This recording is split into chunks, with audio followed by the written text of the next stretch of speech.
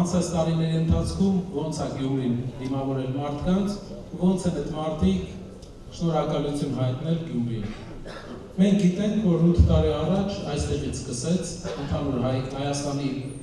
մեծ շարժումը, դժգոհությունը եւ Հայաստանի առաջնորդներից մեկը երրորդ ժամկետ էր ուզում ընտրվեր ու սկսեց դժգոհություն ու Գյումրիից սկսվեց։ Ընդհանրապես Հայաստանում իր հայացքներով քաղաքական հայացքներով միշտ Գյումրին առանձնացել է։ Մարդիկ այստեղից ելնելով, հասնելով Երևան մի փոփոխություն բերեցին, բայց այդ փոփոխությունից Գյումրին երևի բան չասավ։ Վերջի տարիների ընթացքում Հայաստանի Հանրապետությունը վերցրել է 8 միլիարդ դոլարի վարկ։ Ամեն մեկի ընտանիքի վրա այս իշխանությունը վերցրել է 10,000 վարկ։ Դրա եթե մի տոկոսը ծախսվեր Գյումրիի վրա, մի տոկոսը այսօր անտուն մարդ, Դոմիկում ապրող մարդ Գյումրիում չէր լինի։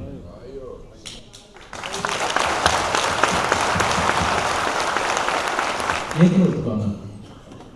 գիտեք Հայաստանի ամենաաղքատ մարզը որը մարզան։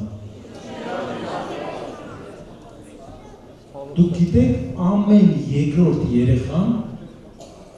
ապրում է աղքատության մեջ Շիրակի մարզում։ Միլիարդավոր դոլարների փող է գալի բյուջե, վճարում ենք մենք, վճարում ենք բոլորս, 8 միլիարդ վարկ ենք վերցրել։ Շիրակում հեղափոխությունից հետո աղքատությունը աճել է։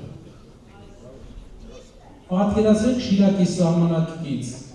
վրացական շրջաններում 2 անգամ նվազել է, այստեղ աճել է։ Սա վերաբերմունքն է այն մարդկանց, ով ստեղից է սկսել գնացել այնտեղ փոփոխություն բերել, ով հիմա 120 մեքենայով է շրջում, ում տան վրա 2 միլիոն դոլար փող են ծախսում, բայց Շիրակի մարզը երկրի երկրորդ քաղաքը նաև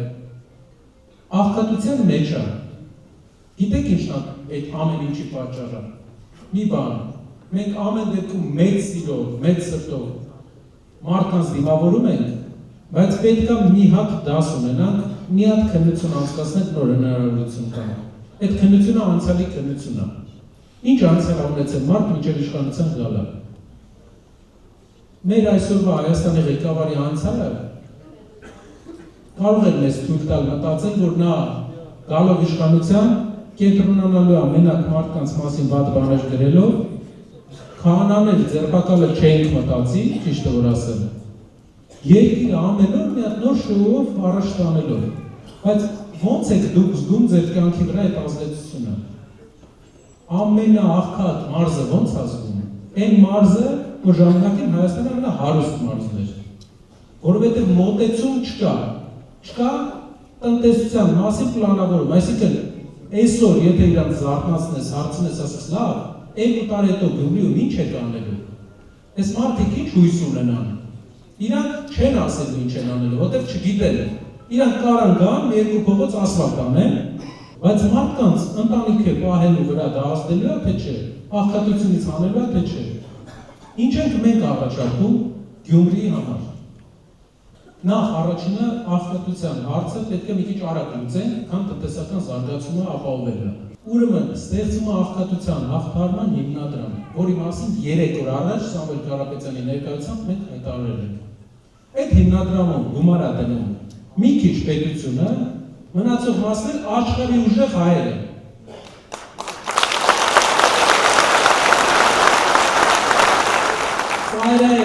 Աղքատության մեջ ապրող ընտանիքների, որի նշանակալի մասը Գյումրիում է։ 5 հոգանոց ընտանիքը սկսում է ստանալ ամսական 150,000 դրամ, որպեսզի կարողանա ինչ-որ ձև աշխատանքի հետ զուգահեռ, որպեսզի կարողանա ընտանիքի երեխեքի կրթության տա, առողջապահական հարցերը լուծի։ Էսի առաջի մեծ փոփոխությունը, որ ուզում ենք անենք, 6 ամսվա ընթացքում Հայաստանում ծայրահեղ աղքատ մարդ պետքա չլինի, հաշվարկած, բյուջե պլանավորած։ Երբ որ ասում ենք 6 ամսվա ընթացքում, շատերը կարող են ասել ոնց է տենց լինում։ Առաջի 2 ամիսը պլանավորում ենք ու միջոցները ուղղվում է 1-ից Այսքան միլիոնատեր ու միլիարդատեր ունեցող ազգը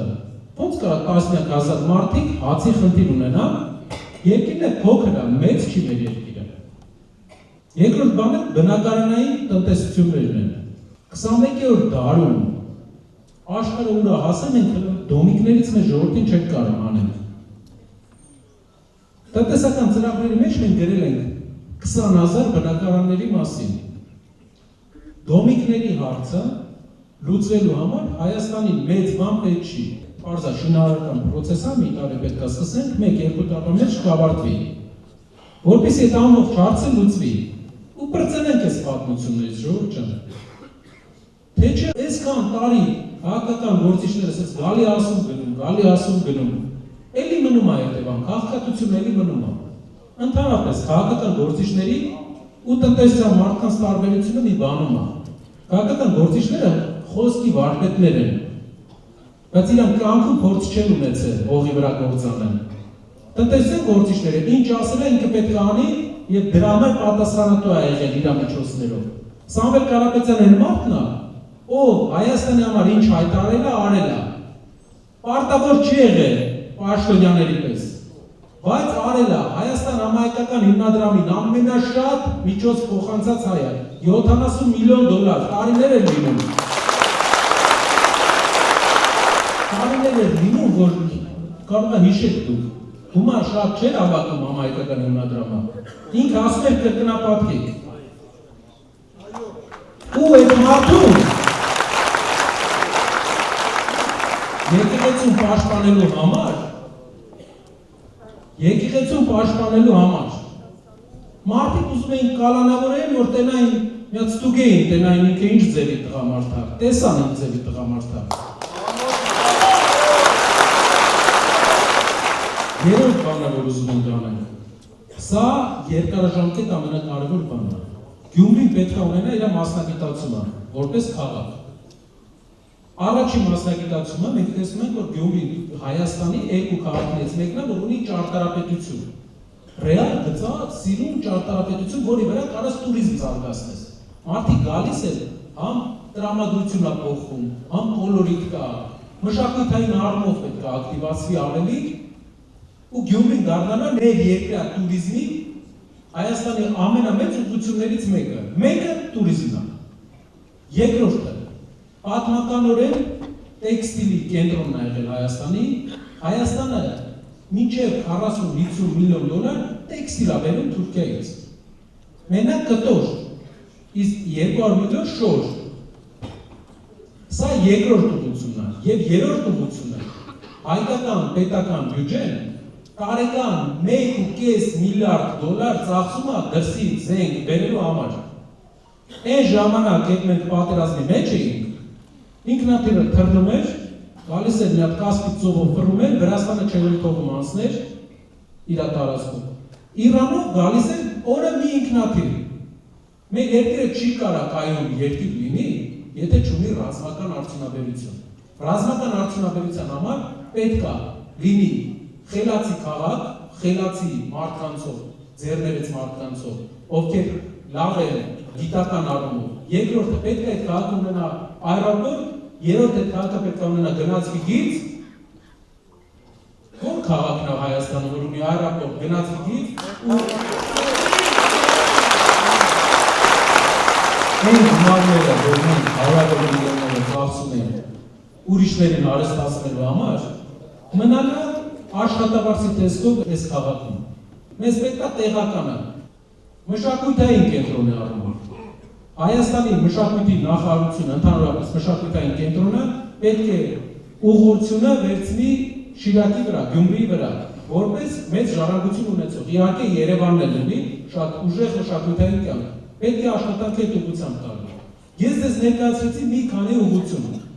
քաղաքի զարգացման։ Մի ուղղություն էր, որը բոլոր ուղղություններով Գյումրին հաջողություն ունեցել սպորտը։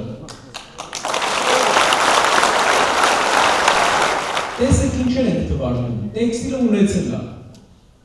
տուրիզմը քաղաքը գեղեցիկ է, սպորտի մեջ ուժեղ է, այրապորտ ունի, գնացք ունի, խելացի բնակչություն ունի։ Լավ, այս ամեն ինչը ունենալով, Ինչն է պատճառը, որ չեն կարողացել։ Մի բանը, անող չկա։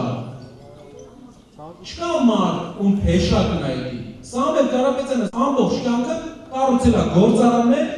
տուրիզմի կենտրոններ, ամեն ինչ ես թվարկեցի արել է։ Փորձ ունի։ Մենք չունեն առաջին փորձն ալինելու։ Հայաստանում ամենաշատ ներդրումն է արել, բայց բազմապատկվելու է։ Կյանքը, մեր կյանքը ինչով է բարդ։ Հույս է տրվել հայ ժողովրդին մի քանի անգամ։ Հույսը գետին անկել, մարդիկ հիասթափվել են։ Բայց հարգելիներս մենք չենք կարող կանգնենք, հիասթափենք ու այն մարդու չհավատանք։ Միակ ձև է ամեն ինչից դուրս գալու, դա հավատն է։ Հավատն է, որ մենք իրար հետ կարանք ունենանք ուժեղ երկիր, ուժեղ Հայաստան։